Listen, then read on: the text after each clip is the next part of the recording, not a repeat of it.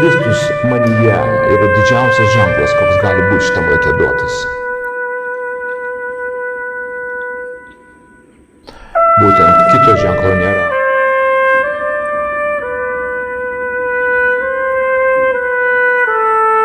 Tai Kristus manyje jungia mus, nežiūrint už išorinių visų dalykų.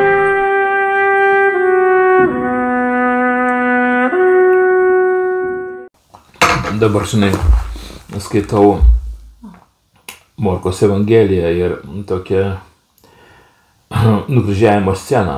Aš kažkaip taip šį kartą pamačiau tai kitaip. Jį nukryžiavo, sako 26 eilutė. Taip pat buvo užrašytas jo kaltinimas žydų karalius. Praktiškai žmonija verda 2000 metų dėl nukryžiuoto žydų karalius. Taip galima būtų, taip galima būtų pasakyti, jo? Taip. Kad ta visa istorija sukosi apie tai, nes kaltinimas buvo toks, jis kaltas dėl to, kad buvo žydų karalius. Jo, čia įdomu. Taigi atsimeni, fariziejai, jiegi reikalavo, kad būtų pataisytas kaltinimas, skelbėsės žydų karalius. Jis sako, ne, ką parašiau, tą parašiau. No, nes jis parašė tiesą, jis ir buvo žydų karalius, kurį nukryžiavo, žinai. Ir tie įvykiai visi, kurie vyksta pasaulyje šiandien, toks sujudimas aplink Izraelį. Istorija apsisuko 2000 metų ir grįžta atgal į šities poziciją, žinai. Izraelis, karas ir visi viską žino. Kas įdomiausia, kad visi viską žino. Visi praktiškai žino, kaip turi viskas pasibaigti.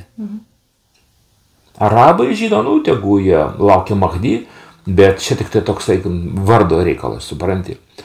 Žydai laukia Mešiacho savo ateinant, mes laukia Mesijos sugrįžtant, visi viską žino, suėmė pečius ir stumdosi už tą vietą ant kalno.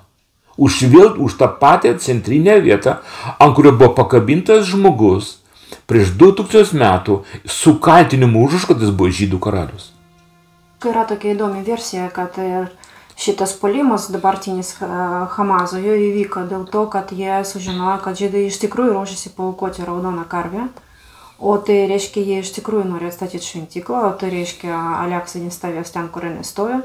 Jiegi ir vadino tai Aleksų štormas ten ar kažkaip taip. Jo? Ir iš tikrųjų jie žino įvykius, kurie eis paskui tą veiksmą. Ir jie aiškiai tai eina. Bet man įdomu šitą situaciją kita, žinai, dalykas. Nes vis tiek mes esam kažkaip toliau nuo Izraelio ir tų įvykių. Mes esam tokie jau labai aktyvūs dalyviai. Man įdomu pozicija žmogaus ir krikščionių, jo? Šitam laikė. Ką reiškia žmogaus ir krikščionių? Aš turiu menį ne šiaip žmogaus kaip tokia, bet būtent krikščionių, jo? Šito įvykio aktyvaizdų ir iš vis dabartinio laikotarpio pozicija. Iš rašto mes žinom, kad yra daug tokių grėsmių, kurie mums grėsia, jo, tai užmygti, belaukiant ten ir taip toliau, neturėti aliejus, tai apie ką jūs kalbėjot su Daumantu, jo. Bet man įdomu šis startinė pozicija, jo, nes visi mes turim norą, taip, arba tokią viltį, eiti į Dievo karalystę, ar ne? Tai tas įėjimas į Dievo karalystę, nuo ko jis prasideda ir kokia turi būti teisinga tavo startinė pozicija. Nes man atrodo, tas falstartas, kurį galėjo turėti daugelio žmonių, jis iš vis tada niekur neveda. O tu turi viltį, kurie, neturi galimybę išpildyti, žinai. Ir man atrodo, kad tas startas yra visgi žmogaus krikštas. Tai nuo ko iš vis prasideda tavo kaip krikščionio gyvenimas. Ant kiek jis buvo teisingas. Ant kiek jis buvo teisingas atliktas ir iš tavo pusės vidinį visi išgyvenimai ar buvo teisingi.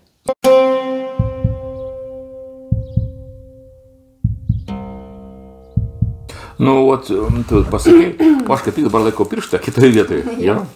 Aš suprantu, ką tu kalbėjai apie krikštą, be abejo, krikštas tai toks įteisinimas tavo pozicijos, žinai. Kad nueiti starto poziciją, tau reikia kažkoks atlikti ženklus, užsirašyti, vardą, pavardę, iš kur tu esi, žinai, ten Timotiejus iš Laudikijos, žinai. Ir aš bėgsiu bėgime kartu su apaštalo Paulium.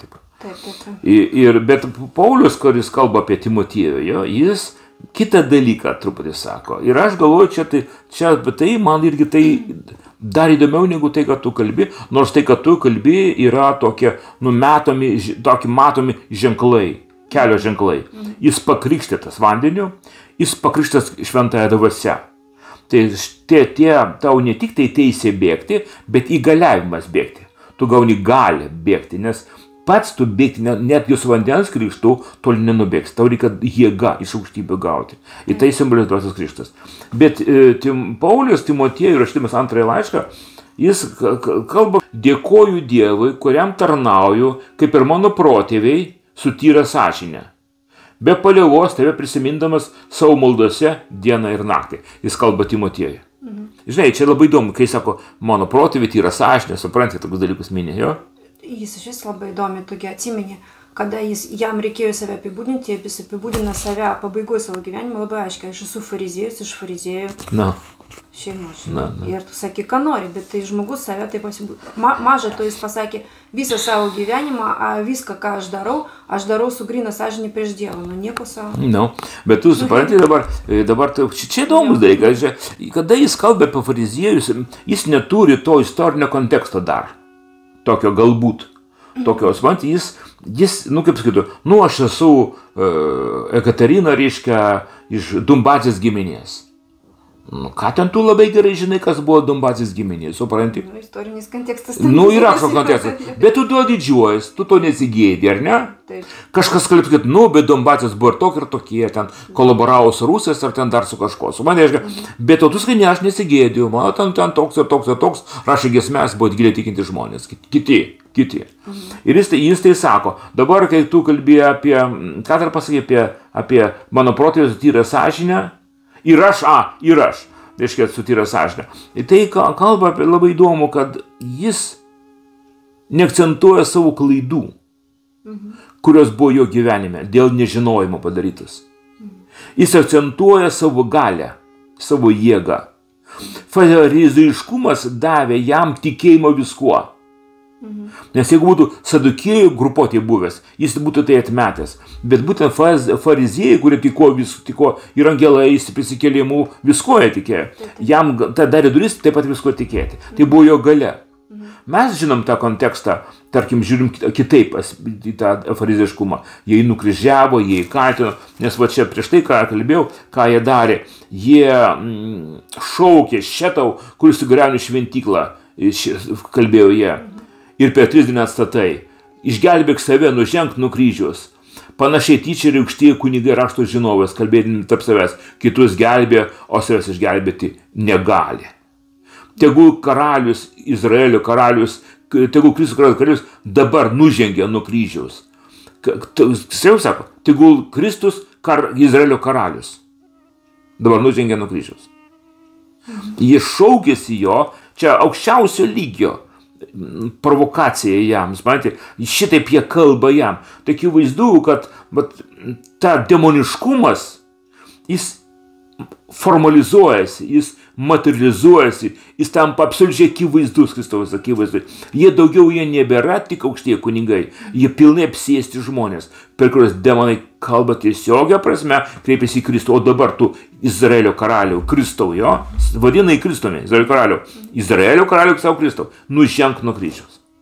Kuo tai skiriasi nuo to, kaip jį gundė velnias, jis sako, šauk nuo šelmens, angelai tave... Jo, jeigu tas pateptas visi, jo. Tai ta pati forma, ar ne? Tiesiog jie kitaip tai įvardė. Ir dabar mes šitam dalykė, prikėdam, nuo tokio aspekto prieidam. Švis demonologija, demonų veikla. Staiga į areną iškyla būtybė, kur anksčiau iš vis nebuvo matyma. Nebuvo beveik minima. Demonai, velniai, tas visas pasaulis tamsos, jis iškyla pilnoje jėgoje, jis pasireiškia. Kaip tu manai, kodėl taip yra?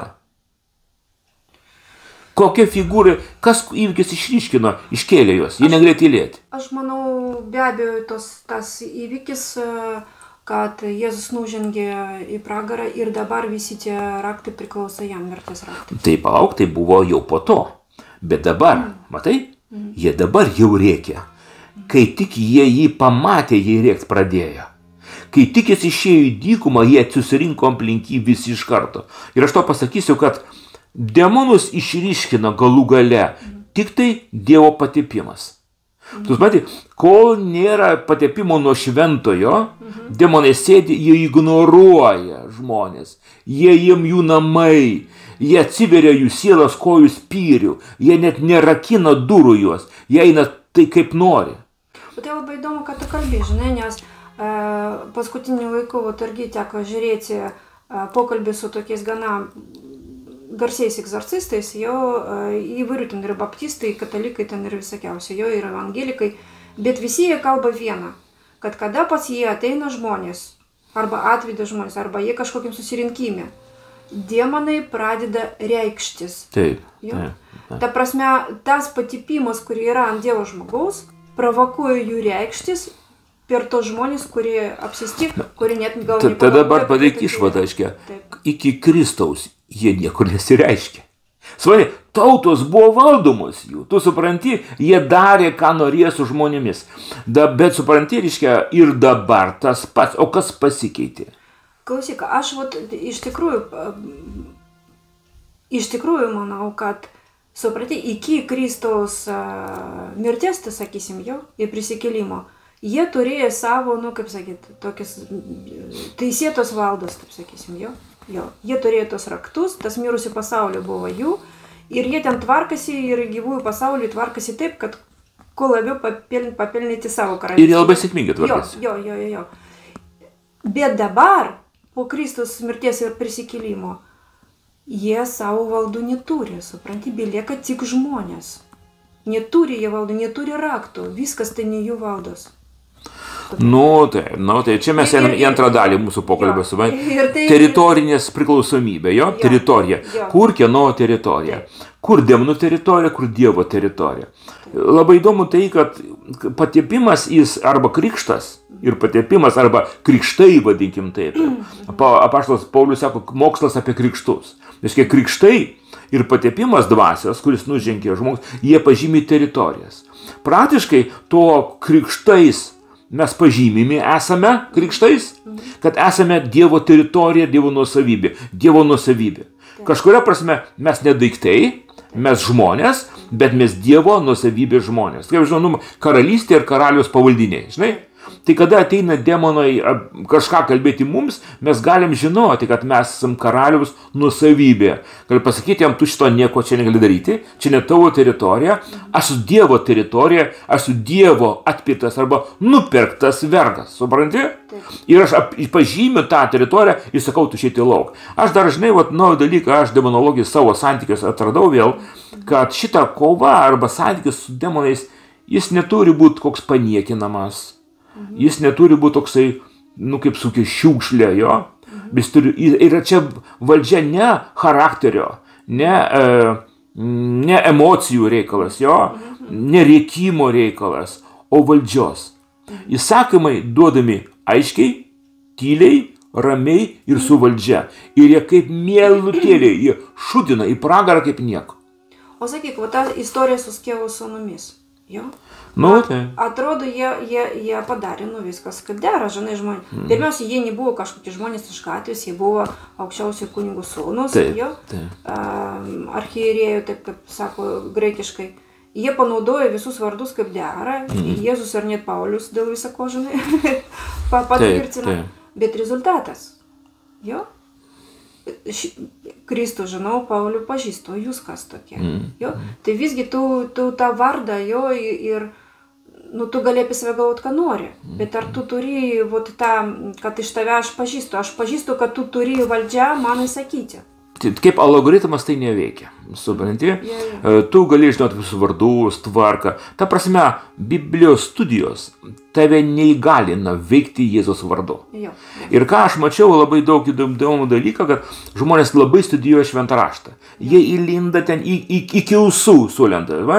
Ir cituoja raštas, ir ten, kur nepaspausia, eilutė ištrykšta. Aš savo laiku žinojau vieną žmogus, mintinai žino šventą raštą. O užsiminėjo, kad gaudavo šunis ir lupdavo gyviems odą. Tai, reiškia, tai žinojimas rašto tavęs nepakeičia, nepadaro kitokį, niekaip, be šventojo patepimos. Matiškia, mums reikalingas tiesioginis įgalinimas, įteisinimas, gaunam prikrikštą, bet įgalinimas Dievo veikti. Dabar antras dalykas reikia labai gerai žinoti, kad mes negyvenam taikos metais. Ne todėl, kad Gazoje vyksta mūšiai, ar Ukrainoje vyksta mūšiai. Ir dar bala žino, kas organizuojasi, žinai. Bet mes dvasios prasme visą šitą laiką buvom kovos laikė, karo laikė. Tik tai tais, kad permainingas labai vyko karas. Praktiškai bažnyčia arba šventieji, jie palieka apaštalą Pauliaus mokslą, perina ant Augustino ir kitų viduramžių mokytojų reilsų, bėgių, ir pradeda vystyti naują bendruomenę jau pusiau graikiškai, pusiau krikščioniškai tradicijai. Ir kuo toliau jie į šitą tradiciją eina, tokia filosofavimo tradicija, tai buvo krikščionės ribose, filosofavimo, jie, kaip Tomas Akvinietis, tarkim, jie to labiau tols nuo pradmenų. Nuo to, kaip buvo viskas užmanyta. Kuo labiau jie tolsta nuo užmanymo pirmo pradžio, to labiau eina įsigimimą. Krikščionys, tarkim, taip, visumoje, kaip faktą, jie pametė galę, neturi jokio autoriteto. Egzorcizmas dabar kaip kažkas tokio ypatingo pasakyta. Kai tai turėtų būti kiekvieno žmogaus, kaip valgymo įrankis, supranti? Na, žiūrėk, labai įdomu, tu sakėjai, paminėjai egzorcizmą, kad tai buvo užmiršta jo. Aš studijuodama iš vis krikštą, kaip tokia, sakysim, įvykį jo žmogaus gyvenime, radau labai įdomų dalyką. Bažnyčia turi taip vadinamos apaštalų taisyklės, arba apaštalų kanoną. Tas apaštalų kanonas, jis turi 85 taisyklės ir rytų bažnyčia jos ir dabar pripažino savo kanonu. Katalikų bažnyčia pripažindavo tik 51 taisyklės. Iki 1917 metų tai buvo bažnyčios kanonas. Po to jie pritvarkė visas tas krūvo taisyklių, kad tai išdirbti kažkokį jau bendrą dalyką. Bet beveik 2000 metų tai buvo ir vakarų bažnyčios kanonas. Ten aiškiai pasakytas dalykai, kurie surišti su krikštu, kad prieš krikštą iš žmogaus turi būti išvaryti demonai. Tai būtina taisyklė, supranti. Toliau, jeigu vyskupas ar kunigas krikštė žmogų, ne 3 kartų panardinamas jį į vandenį vardan Dievo, Tėvo, Sūnaus ir Šventosios Dvasios, pilnai panardinamas. Jis turi būti, iš jo turi būti atimtas jo sanas. Nes jis krikštė žmogų vieną kartą panardinimu tik tai į Kristaus mirtį. Bet ne į gyvenimą vardan Dievo, Tėvo, Sūnaus ir Šventosios Dvasios. Tai bažnyčios taisyklės, supranti? Fantastika.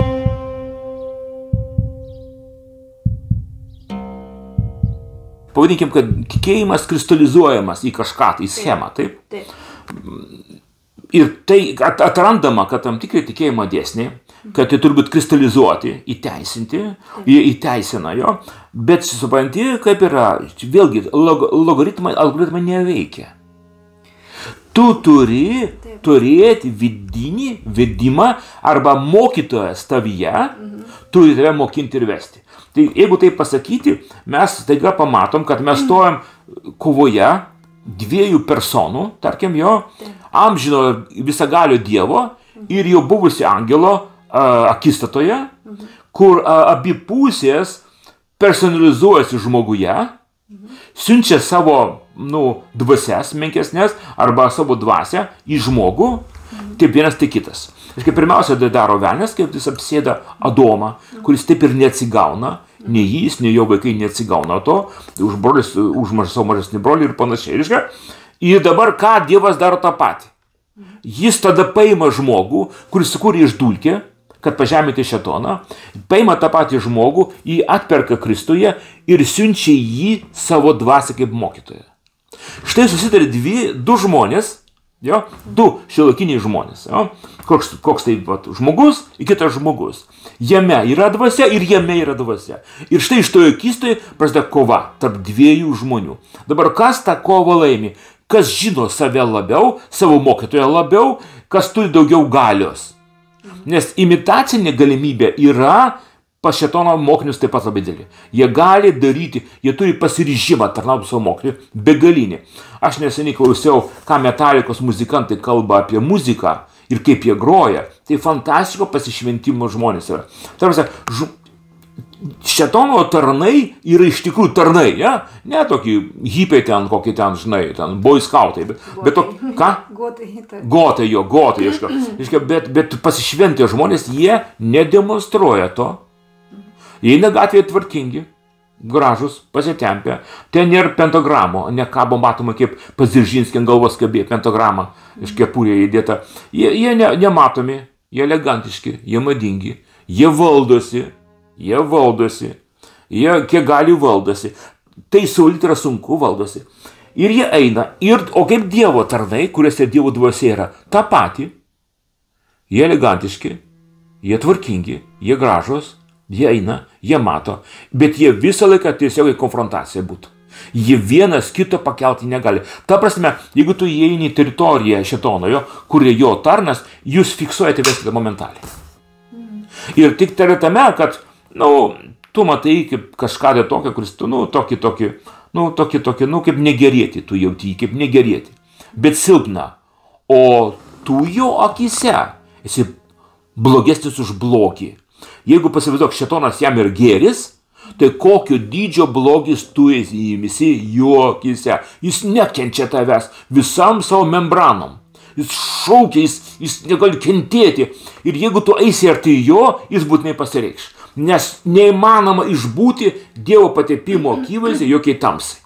Jau būtinai jis pradės kalbėti kažkokią tekstą prieš šnekėti, balažino kokį, žinai, nesuprantamą tekstą prakalbėti. Tokios bjaurybės, kad tu net kažkaip jis turi stovimi tas bjaurybės, nori tave įtraukti bjauriškumą kažkokį, nori išiškinti tavo bjaurumą, tavo aplinkos bjaurumą, ar tavo išvaizdos bjaurumą, ar tavo namų bjaurumą, ar tavo vaikų bjaurumą, ar tavo žmonos bjaurumą, ar tavo išvaizdą nuo tavo batų. Jį piktina viskas, kas yra tavyje. Tai štai ta kova. Dabar, kas laimi kovoje? Tas, kokiam tarnu tarnauja. Svadi, kokiam tarnu tarnauja. Kaip labai patirtis. Aš niekuomet taip negalvojau apie patirtį, kad krikščionybėje ne tik svarbu teorinės žinios, kas be abejo svarbu, bet patirtis. Tų situacijų nėra labai daug.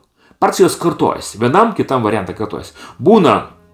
Mano buvo paskutinį pusmetį situacija, kur aš buvau priblokštas, suprantate, buvau priblokštas nuo to, ką pasakė Devinas pradėk šnekėti. Ant tiek buvau priblokštas, nusėdė tų geroj kompanijų žmonių, visi mandagų gražus, staiga vienas žmogus pradėjo kalbėti. O aš ten buvau ten ir tą dariau, ir tu sėdi galvoji, palauk, čia gera kompanija, tu negali kalbėti tokių dalykų. Kas tai yra? Ant tiek mane apstulbino, kad aš supratau, kas tai buvo, gal parėjau savaitę tik tai. Aš galvoju, viešpatie, kas ten buvo?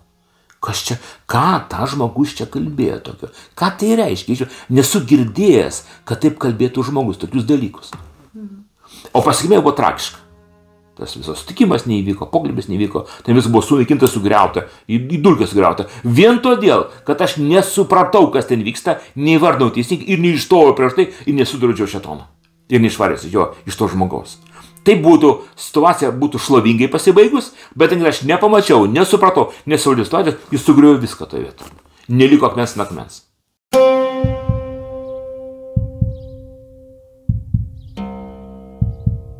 Tai matai, Naujojo testamento specifika yra kova. Dabar ta kova nesibaigia niekuomet. Dabar, jeigu šeimoje kažkas įtiki, į kovą, konfrontaciją, ne tai, kad kažkoks toleruoji tam blogį, mama įtikėjo, tėvas gytas namo grįžta, ten, ar tėtis mamai įtikėjo, mama įtikėjo, o vaikas ten bėga iš pamokų, blogai mokosi, ten girtokliaut, dar kažką dar blogiau atsinga, o tėtis mama tiki, nuoširdžiai tikintis, meldžiasi, o namai krachą eina. Netvarka, taip, netvarka. Toliau, įtiki vienas ar kitas, sveikata bloga, jie pradeda sirgti. Jie likti kažką čia tikėsi, meldžiasi, o sveikata negyja. Jie bėga į ligonį, kur problema. Ligonė dar labiau maksimalizuoja tavo lygą, dar labiau, nes lietuviška medicina turi vieną dalyką diagnostiką, suprantate, bet gydyti jie nesugeba. Čia ne lietuviškas, o tarybinis medicinos toks požymis. Taip, kadangi formaliai daro. O dabar žiūrėk, jeigu mes žiūrim visgi apaštalų laikus, mes turim tikrai ne vieną pavyzdį kada įtikėjęs žmogus įvesdavo, taip sakysim, į sandorą jo visą savo šeimą. Ja? Ne tik Kornelijus su savo šeima, kuris pakvietė apaštalą Petrą. Ir tarnai, ir kareiviai. Jo, ir tarnai, ir kareiviai, ir, visi, ir draugai, ten visi, kas buvo susirinkę. Bet mes žinom ir iš apaštalų kelionės, kai buvo atėję Paulius ir kalbėjo su moterim, ir viena širdis labai buvo tokia jautri. Dievas atvėrė vienas mat širdį. Jo, atvėrė jo širdį ir sako, kad ir jinai su visais savo namais pasikrikštė. Ta prasme, mes nežinom nė žodžio apie tai, kad jo namai irgi atsiverė Dievui, bet jinai, kaip matys, šeimos galva atsiverusi Dievui, įvedė tą sandorą visą savo šeimą. Taip pat, kaip žinom. Ką noriu pasakyti? Aš noriu pasakyti, kad jeigu žmogus iš tikrųjų yra šeimos galva ir atsiveria Dievui, jis įvedė į sandorą visą savo šeimą. Aš tai esu kitaip, aš savo praktikos, ką mačiau, kaip pastorius, tada atsiversdavo įtakingas šeimos narys. Taip. Nuoširdžiai, jo, jis nespecialiai savo gilumu, nuoširdumu, permainom atkreipdavo dėmesį ir visiems taudavo įdomu, tai kur ten tu nuėjai, ką ten kalbėjo ir visi ateidavo. Jeigu atsiverčia pirmas neįtakingas žmogus narys, neturis gero vardo žmogus, jis gaudavo persekiojimą, paniką, nieko daugiau. Ir neužgau pats atkrisdavo. Tada grįžt atgal, čia į temą. Atgal į tą laišką antrą laišką Timotiejui.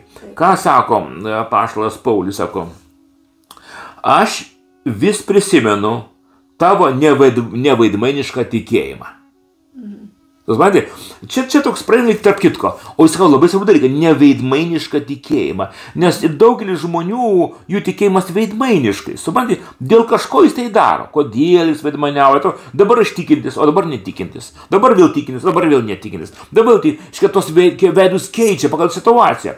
Paulius sako apie Timotiejų, aš mačiau, tu nekeitei savo veidų.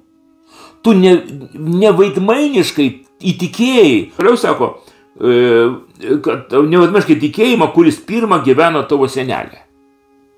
Ir vėl prieinam per to momento, kiek tai svarbu yra mūsų ta kilmė, ta veislė, supranti, veislė, veislis ristūnas, supranti. Aš galvoju, kaip sako, būna, šuo su kilmės dokumentais. Ai gal, ką tu kilmės dokumentus, iš pamokinės to šunių, ar bus gerai? Ne!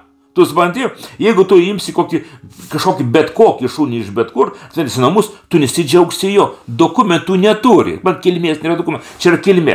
Ir va, ta kilmė, gal tai žūlys palyginimas skamba taip skaudžiai jo, bet aš atrandu tai nepaprastai svarbu. Timotiejus ne šiaip stimi, ne taip akcentuoja Timotiejaus gyvenimą. Pirmą gyveno tavo senelėje, jo, tavo motinoje ir įstikinęs gyvena ir tavyje. Mes prieinam prie to amžino ginčio, ar reikia vaikus krikštyti ir auginti, taip sakysime, jau bažnyčio, ar nereikia. Čia jau ginčio nėra. Čia nėra. Čia tuomet, kad formalizuota šitą vadinamą bažnyčią, jinai formalizavo santykius. Ir nieko iš to negauna. Tu gali nardinti savo vaiką į ką nori, į auksinę vonę, supranti, bet jeigu tu neinvestuoji savęs į auklybą jo, neauginsi jo krikščioniškai, tu gausi demonų išperą galų gale.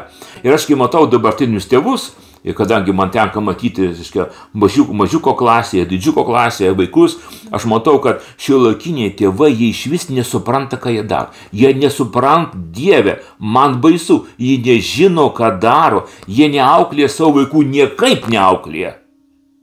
Aš kaip dabar klausau, ką vaikai tarpusavę kalba, namuose gyvena ten 5 valstybės vis namuose. Mama jos pasaulis, tėtis jo pasaulis ir vaikai savo pasauliuose. Ir jis tinka karts nuo karto prie pietų stalo. Pavalgo jis įsivaikšto. Iš tai ir viskas. Kai užauga, jau nesusitinka prie pietų stalo. Pavalgti nesusitinka. Dar daugiau. Tada jie išvažiuoja, tėvai lieka vieni ir raunasi plaukus, kad netaip nugyveno gyvenimą.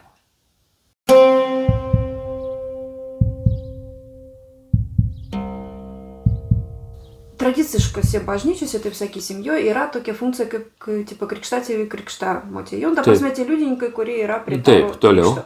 Bet labai įdomu visgi, iš kur ta tradicija atėjo. Ta tradicija atėjo, niekada tas žmogus nebuvo liudytojas, taip sakysim, krikšto vaiko. Niekada, tik tėvai. Tai buvo liudytojas suaugusio žmogaus, kuris nori priimti krikštą. Jis garantavo kad tas žmogus atsivertė į Dievą, garantavo, kad jis pakeitė savo gyvenimą pagal Kristaus nuostatus ir jis pasiruošęs priimti krikštą. Jo, tai buvo jo atsakomybė, kad jis... Tai čia tėvo krikšto tėvas, liudininkai krikšto? Jo, liudininkai krikšto, tai kad dabar vadinami krikštatėviai, ten krikštamotė, jo. Bet iš tikrųjų tai... Labai gražu, tai yra labai gražu. Jo.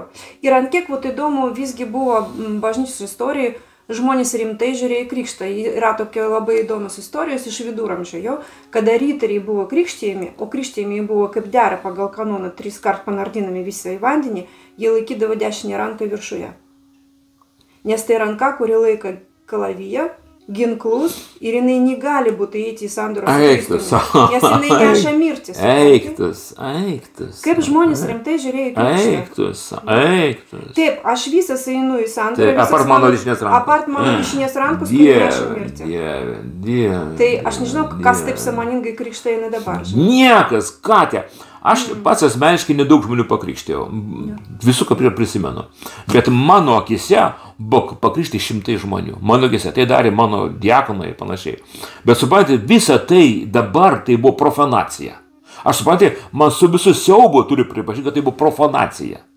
O kaip sakralus ir profanus, jo?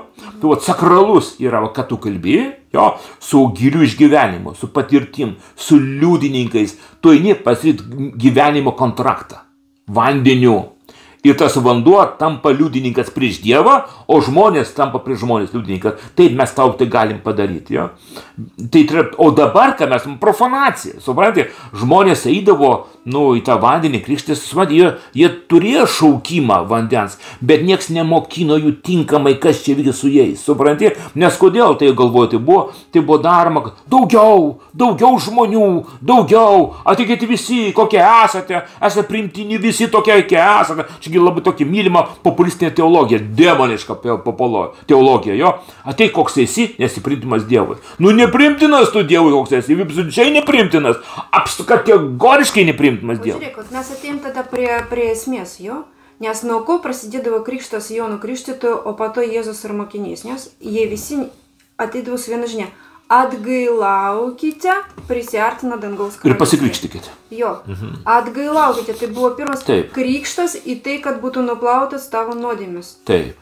Tavo atgaila, jo.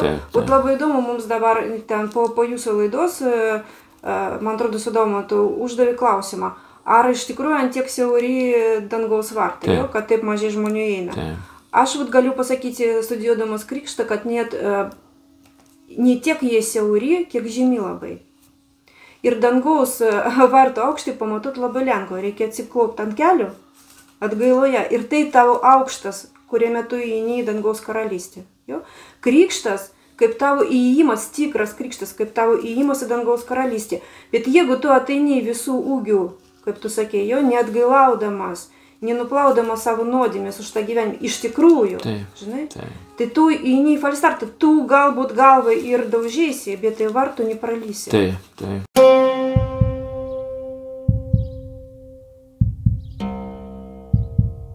Suprantate, aš pastebėdavau, tai pas mus buvo tokie momentai, kad daug liudimo apie savo atsivertimą, jo.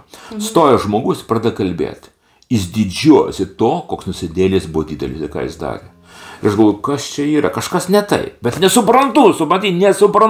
Ir aš vėl to dalyko, aš matau, kaip svarbu būti po kažko tai. Po kažko tai, ne po bet kuo.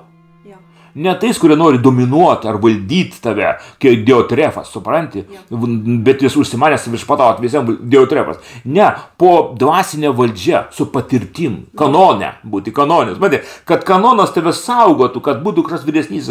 Aš galvoju tai, kad mūsų tarpe nebuvo vyresniųjų, mes taip dislitavom prabudimo judėjimą, kuris pavirto į paėkos objektą. Žinai, dėl to, kad jauni augino jaunus ir startas buvo grandiozinis, milžino auditorijos, tūkstančiai žmonių, bet vėliau nebuvo žmogaus galinčio teisingai išauklėti žmogų, išmokinti jį visko, nes patys buvom nemokę. Kas aš buvau, Dieve, o kas buvo kiti?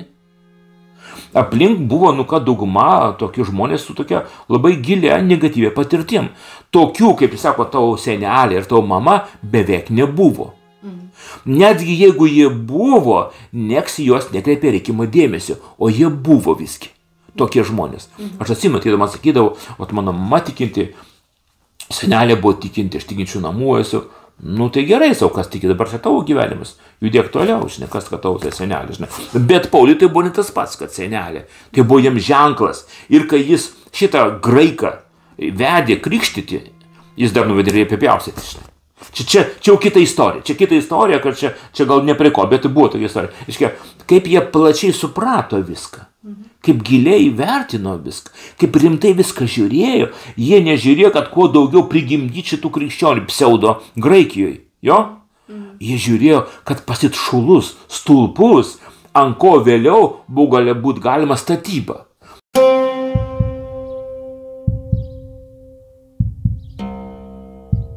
Dabar, kaip aš matau, situacija kokia yra? Laikė situacija tirštėja, o toks jos, įvykiai tirštėja, tokia, žinai, kaip manų košė paskutinėme etape. Supranti, tu į šaukštą iki išėjusių gal stovi, tai manų košė. Nors pliurza prasidėjo nuo košės, nuo vandens prasidėjo. Įvykiai tirštėja. Jie tirštėja. Kur pratrūks kada? Neaišku. Mes turim nepaprastai dabar budriai gyventi. Nes neaišku, kur, kaip, kas plyš, kur čia pajudės, kur tas transformuos į kažkaip tokią rimtą jėgą. Dabar to nėra. Dar slapsosi. Demonai jie yra pasislėpę. Aš manau, kad pasaulyje apskritai valdžia labai demonizuota, labai stipriai, nes kaip ir į bažnyčią, kaip tu sakai, tie be kanono ateina žmonės, taip ir pasaulyje, be kanono. Tu pagalvok, politika užsiminėja buvę ten kažkas, tai supranti. Ten turgaus prekeiviai. Jie praturtėja ir galų gale tampa ten politinė jėga. Kokia politinė jėga? Būt politinė jėga, būti išsilavinusiu žmogum reikia. Taigi tas turkos prekeivis ateina į valdžią ir jis toliau daro turgų. Pavojus ne tame, gal jis buvo geras prekeivis, bet valstybėje vadovauti kiekvieną namų šeimininkė negali. Ta prasme, gali, bet kas ištiks valstybę? Ir mes labai tokia demoniška situacija. Žinai, kur nepažiūrės vis blogai. Lyg kažkas specialiai turbina tą blogį, daugina. Žiūrėk. Man atrodo, mes visada labai pažodžių ir tik tuometinį situaciją supratom Jėzaus žodžius. Jo? Vieni iš paskutinių žodžių, kurį jis pasakė, tokių aiškių jo, apie ateinančius laikus, jis sako, atėjo tamsybės siautėjimų metas. Dažniausiai tai suprantama, jį suėmė ten dabar nukryžiuos ir visą kitą. Bet Dievas neišsakinėja dalykus, labai tokius šiomomentinius, žinai. Iš tikrųjų tamsybės siautėjimų metas. Iš tikrųjų jis atėjo, mes jame gyvenam. Ir reikia tai labai gerai suprasti. Kodėl tie pasireiškimai demonų, kaip tu sakei, tokie aiškus, stiprus, ryškius po Jėzus prisikėlimo, jo?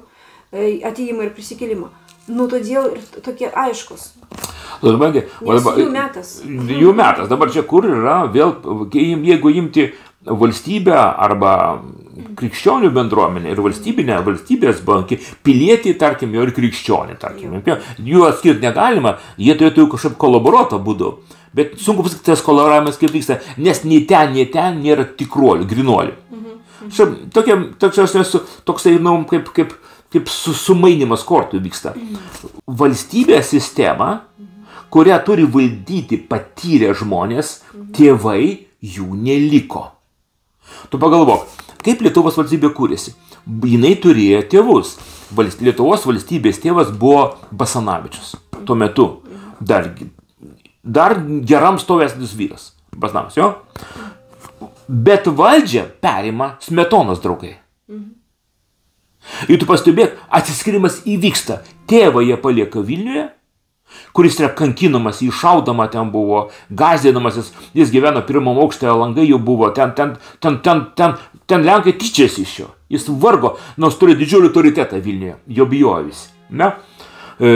Smetona grįžta į Kauną, jis lieka Vilniuje.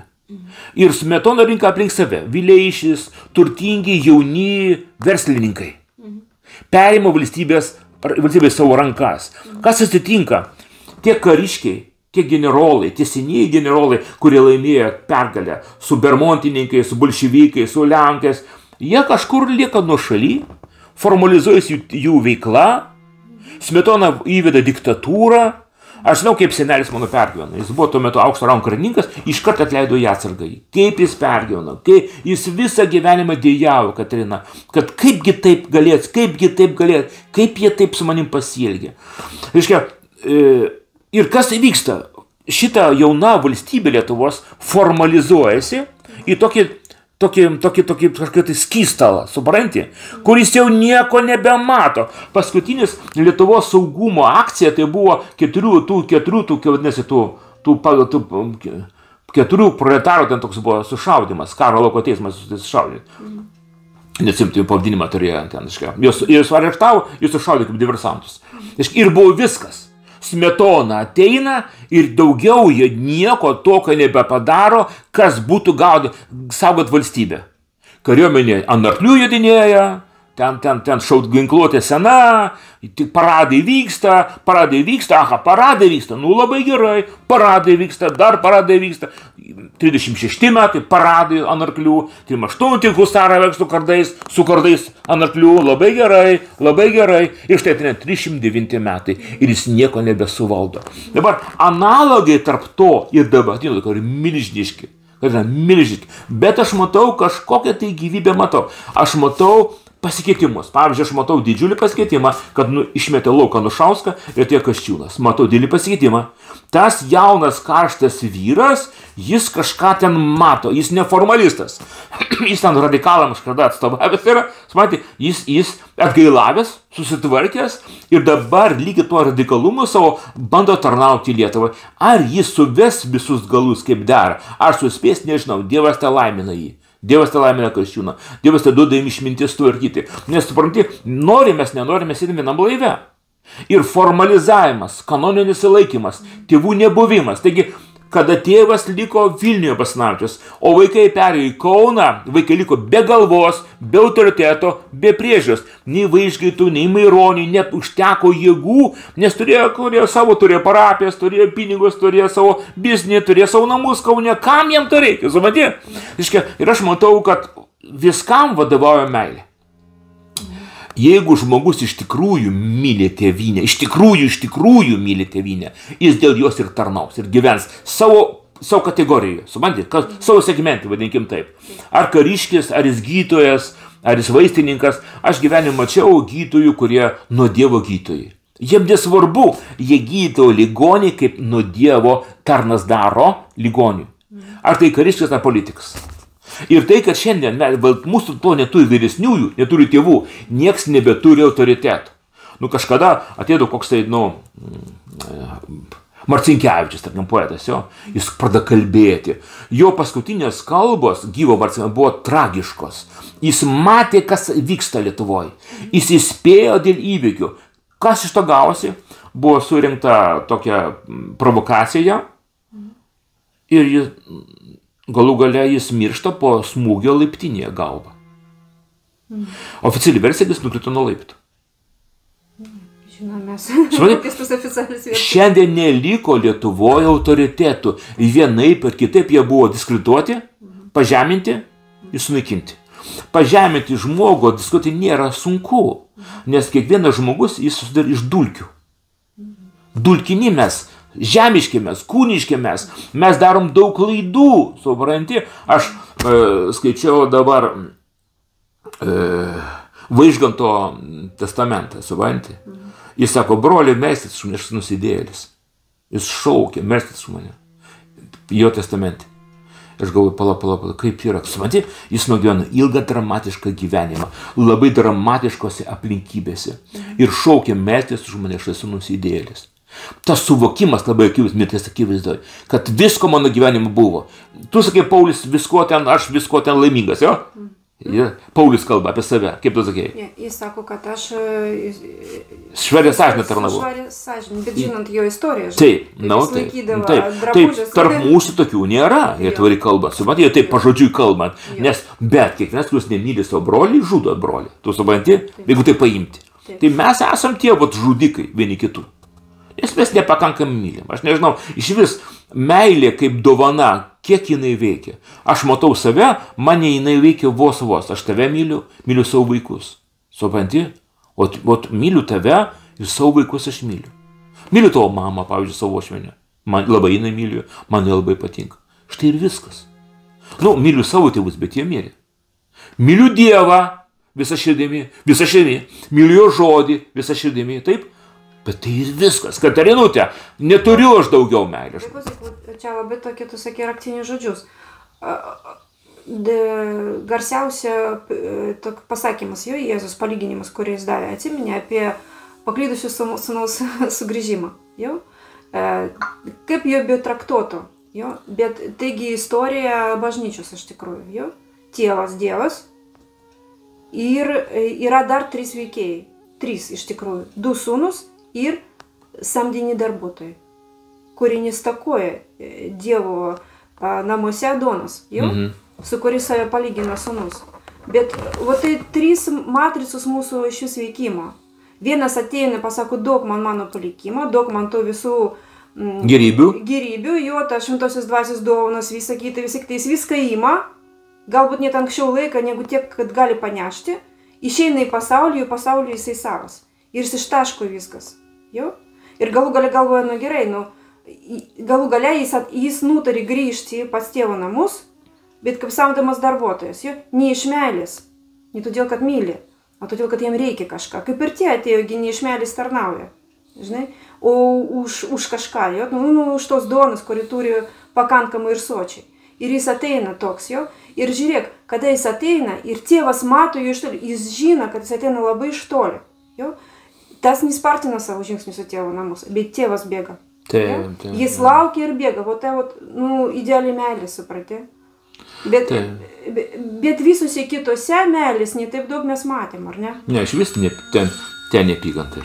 Tikrą meilės pavyzdį mes matom tik iš tėvo, ta prasme iš Dievo, kuris laukia, o gal sugrįš, žinai, kuris atiduoda savo palikimą, nors galėtum pasakyti, kad žinai, tu dar neužaugai, tu dar nesusivaldysi, tu dar nesugebėsi, jo, tu dar neišnaudosi kaip reikia.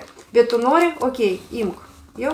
Ir žmogus eina į pasaulį jis savas ir jis viską išleidė, viską. Tu supranti, vat iškyla vėl tas klausimas, ką aš matau, meilės aspektas. Taip. Tu supranti, ką žmogus myli, ten ir eina. Jeigu pamėsi šitą istoriją, jo, to istoriją tėvas turėjo 2 sūnus, nei vienas jo nemylėjo. Nei vienas. Tėvas mylėjo juos abu, bet jie tėvą savo nemylėjo. Vienas iš vis tėvą apvogė ir pasiėmė savo dalį, anksčiau, kai tėvą gyvam esant, ką galėjo paimti tik po mirties paimti, išeina jo. Brolis brolį nemylėjo, tarnai vaikų nemylėjo, tik tėvas juos mylėjo. Ir aš tau pasakysiu, kad kalbam apie tai dabartinę situaciją, didžiausias deficitas šiandien bažnyčioje, tarp šventųjų, nedovanų. Negalių. Mes turim dovanų, galių, pažinimo, meilės. Mes neturim meilės. Supranti, mes pakelt vos galim vienas kitą. Ta prasme, bendrijoje kažkokio tai. Arba falsyva, arba dar kažkokie motyvai ten, kaip klubas panašiai tokios. Meilės trūkumas yra, kaip pasakysiu, pati meilė kaip tokia egzistuoja, tik neaišku kam, jinai labai aspektyvi ta mūsų meilė. Kas myli daiktus, kas myli madas, kas myli pasaulį, kas myli savo ten kažką tai jo, bet grinos meilės Dievui ir žmogui beveik nebeliko. Mes esam tokie, degradavusios būtybės laikų pabaigoje. Jeigu atras mumis savo tikėjimas, koks mūsų tikėjimas, ką mes galim savo tikėjimu labai padaryti? Ką labai? Supranti? Aš kai matau savo vaikus, aš matau ten tikėjimą. Aš matau, kaip jie formuluoja maldą vakare, kaip jie kalba.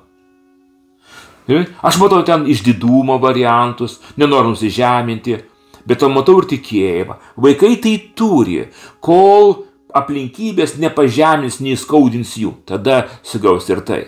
Ir aš manau, kad šitam laikė, kaip sakyt, supras labai gerai svarbu, ko mums reikia. Supranti, klausi, ką nori, kad tau padaryčiau, sako Jėzus. Aš galvoju, kas per klausimas? Geklas žmogus, supranti, kada čia klausi? Taip. Ne, sako, ką nori, kad tau padaryčiau. Iki ateina klausimas, tai ką tu nori? Žinai, kaip vakarė, sakom, tai už ką melsimės? Vieną vakarą klausim. Visi patraukia pečiai, supranti. Tarsi nėra už ką melstis. Tarsi nėra siekinio jokio. Jo? Nu, yragi siekiniai. Mes norim ir to, o kiek mes visko norim, supranti? Bet reikia suformuoti Dievo akivaizdai, kaip ir nėra Dievo akivaizdai. Kodėl? Nes Dievo akivaizdai nes galim bet ko siekti. Mes galim siekti kito akivaizdai, žmonių akivaizdai. Aš būsiu šitoks, aš būsiu šitoks, bet Dievo akivaizdai mes nieko negalim pasakyti. Jeigu nieko nėra, tai nieko ir nėra. Tu supranti, tu gali meluoti bet kam, bet Dievo meluoti negali. Jūs kai Dieve, viskas gerai, iš tikrųjų viskas gerai. Žinai, aš neseniai atėjau vieną rytą, žinai, atsikėliau, tai nesimiega, einu, per kambarius vaikštau ir sakau, Dieve, koks aš, žinai, nelaimingas. Man visko trūksta, aš nieko neturiu. Varšas koks nelaimingas žmogus, žinai. Ir dėjuoju, ir vaikštų ir dėjuoju. Visi miega, ramiau aš dėjuoju. Ir staiga viešpats neišlaikė ir prabil, sakau, tu laikai savo vargšu?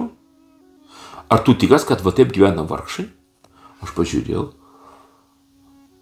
Nu, nesakau. O gal tu nori pamatyti, kaip tai atrodo, kai būni lieki vargšas? Nesakau, nenoriu. Aš suprantu. Ar supratai, tu ne vargšas. Tu neapleistas, tu nepaliktas, tu ne vienišas, tu aprūpintas viskuo, ko turi gyvenimui.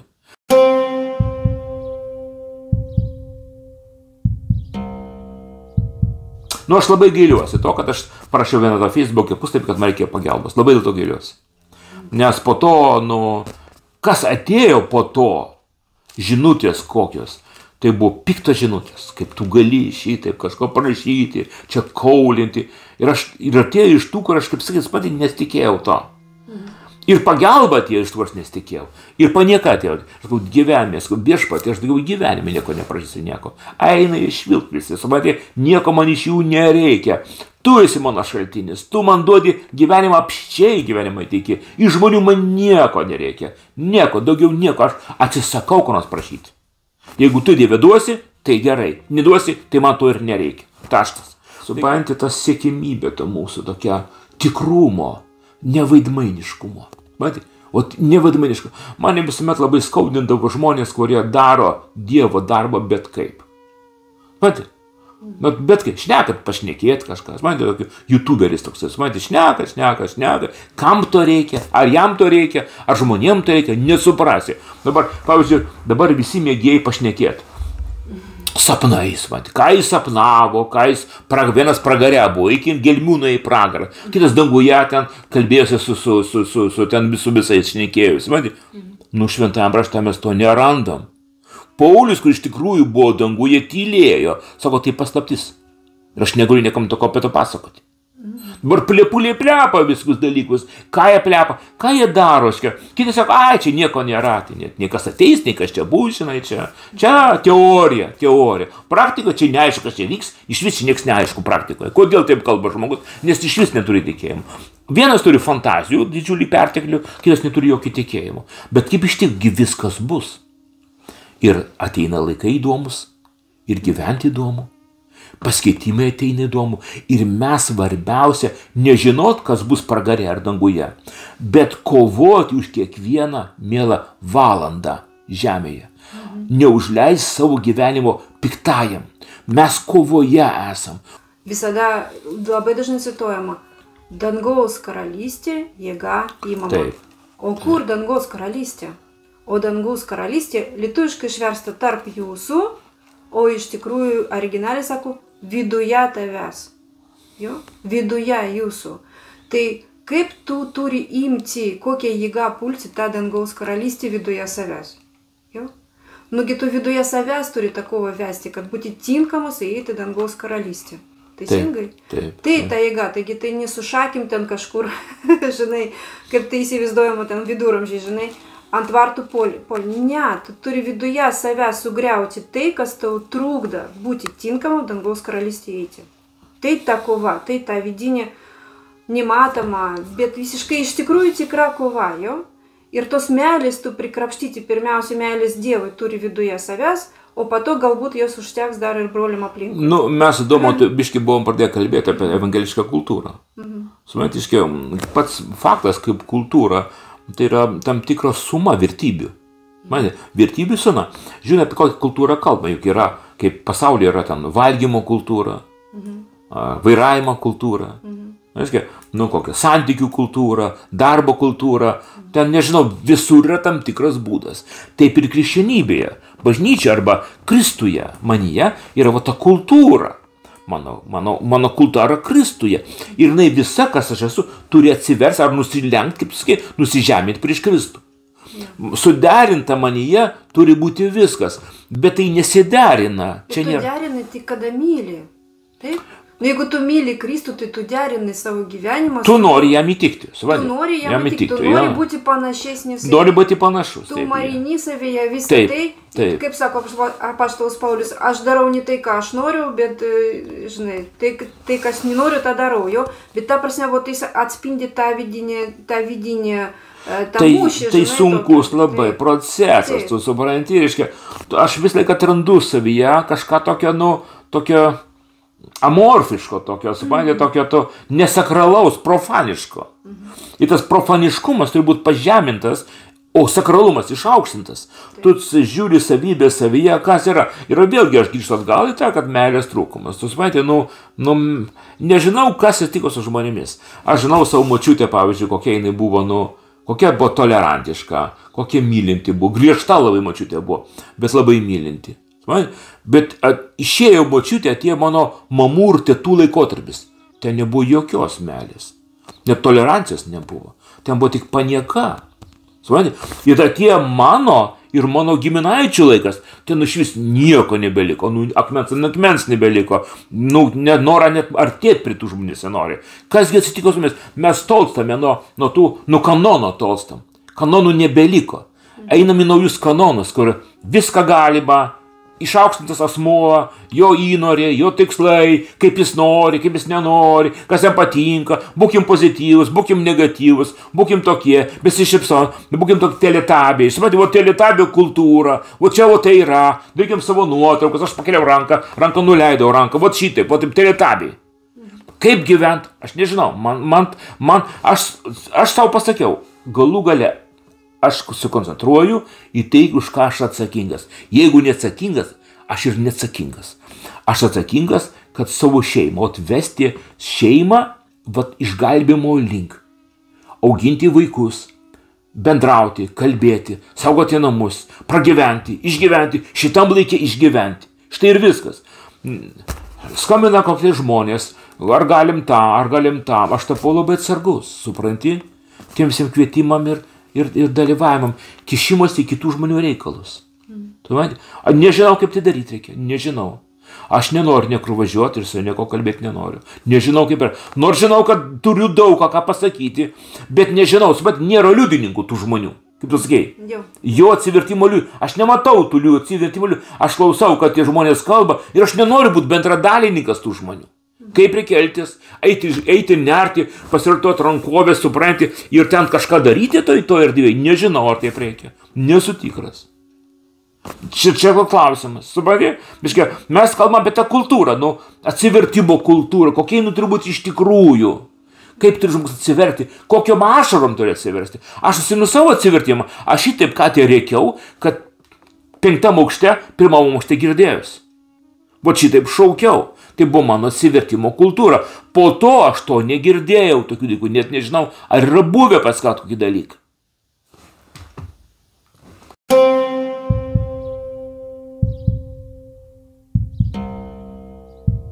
Pabaigai, ką aš galvoju, kad mus ištisai gąsdina.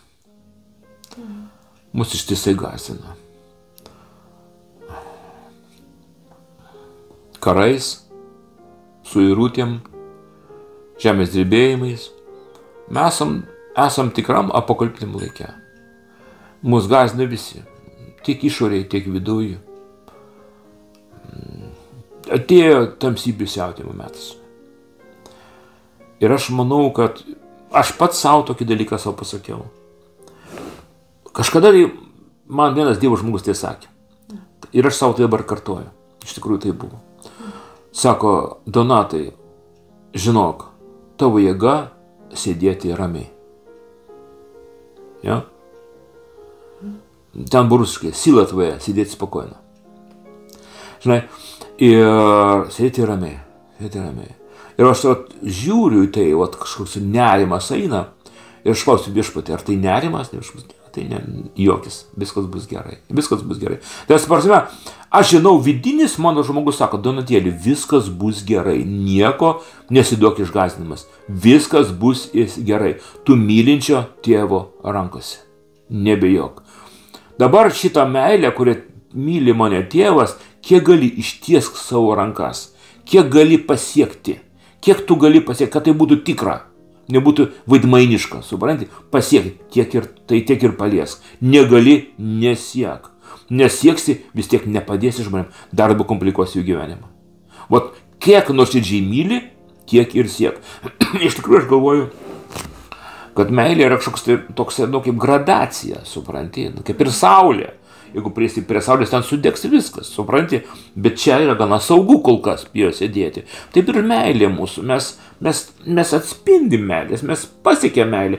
Ypač tingai, jeigu ten yra žmogus, kuris nori meilės. Supranti, jie galima pasiekti. Tų žmonių yra tokių vertų meilės, vertų pagarbos. Ir mano žodis atrasti tos žmonės. Pat kas aplink mane, tie žmonės, kuriem reikia mano pagalbos, mano žodžio, mano užuojautos, mano pažinimo, patirties. Iš tikrųjų. Ir jeigu tai nevaidmainiška, duot tai ką tu turi, geriausio, jeigu tai nevaidmainiška. Bet tam reikalinga liudyti. Nevaidmainiško noro. Be liudininko nieko. Reikia būti atsargiam.